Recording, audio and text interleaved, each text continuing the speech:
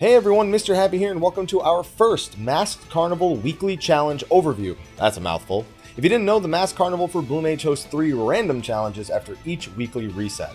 These range from beginner to moderate to advanced, each with escalating difficulty, asking you to perform more specific tasks in one of the Carnival's existing stages. They aren't too difficult, but I figured this is a simple video to make weekly for those looking to take them on. This week, we're going to be looking at the weekly reset that started on January 22nd, 2019. First up is our beginner challenge. Every week, this is going to be a simple one, and it's only going to be to complete a designated stage. This one is complete Carnival stage number 15 against the bestial node. Nothing special here, so just beat that one the same way you would have beaten it before. If you don't know how to do that, check out my guide. This week's moderate challenge has us doing stage number 7, the one with the exploding lava slimes and the ice sprites. All this one asks you to do is use skills exclusively that are 4 or 5 star rarity.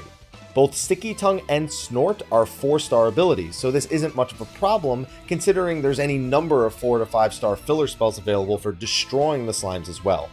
It does mean you can't use White Wind, so on act number 3, try to avoid taking damage from the gladiatorial nodes as you're setting up your slimes to kill it. Other than that, super easy, so let's go on to the advanced challenge. This week's advanced challenge has us doing stage number 6 with 3 different bonus details. The first is Ain't Got Time to Bleed, which means you're not allowed to restore HP during this stage. Avoid using White Wind or any healing really, which can get a little tight towards the end of act 2.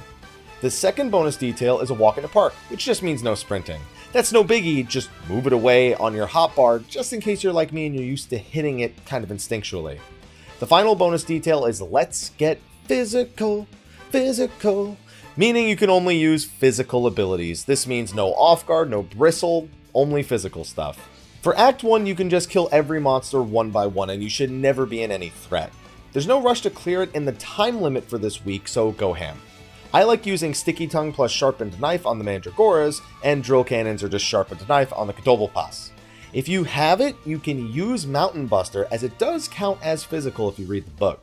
The blind gimmick that you're supposed to use, you're supposed to get blind from the Mandragoras and use it to ignore the AoEs that are coming out of the Kotobalpas. I'd say you can mostly ignore it. Whether or not you get it here is irrelevant since the mobs are no threat one at a time.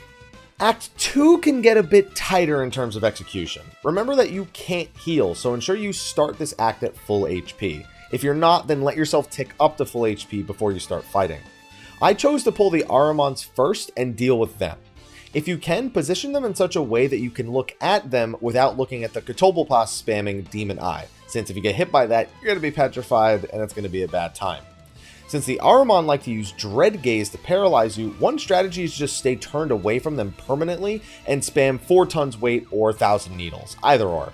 Dropping it right in front of your character for 4 tons weight will make it so that it's hitting behind you anyway, so you can still deal damage while staying faced away. This does have slightly lower potency than Drill Cannon, so you may opt to just Drill Cannon spam until they use Dread Gaze and then turn around and maybe throw a 4 tons until it's safe, and then throw in Mountain Busters if you have it when applicable.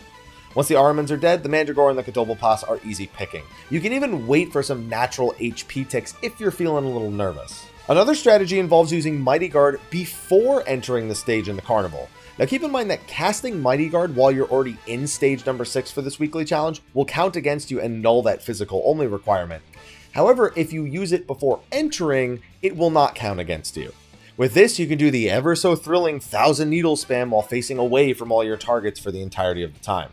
The Ahriman take a long time doing this, but it's still a safe means of dealing with them with little effort. You may also want to consider doing something like Sticky Tongue into Sharpened Knife for a few big hits on the Ahrimans overall, but it's not going to last very long, and odds are they'll be dead before stun comes off diminishing returns. You can also finish the final mob in either act with Final Sting, but again, you can't use anything to boost the damage of it like Bristle or Off Guard, so definitely avoid doing those things. Oh, and feel free to use Swiftcast, by the way. That won't count against you either, though certain other roll actions will. I'd stick to probably just Swiftcast.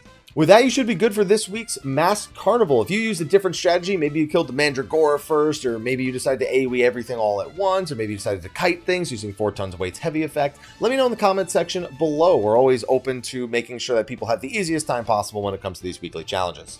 Anyway, thank you for watching. I will see you guys next week for our next Masked Carnival video. That was a bit of a tongue twister. And thanks for watching. I'll see you guys in the next one, and until then, take care.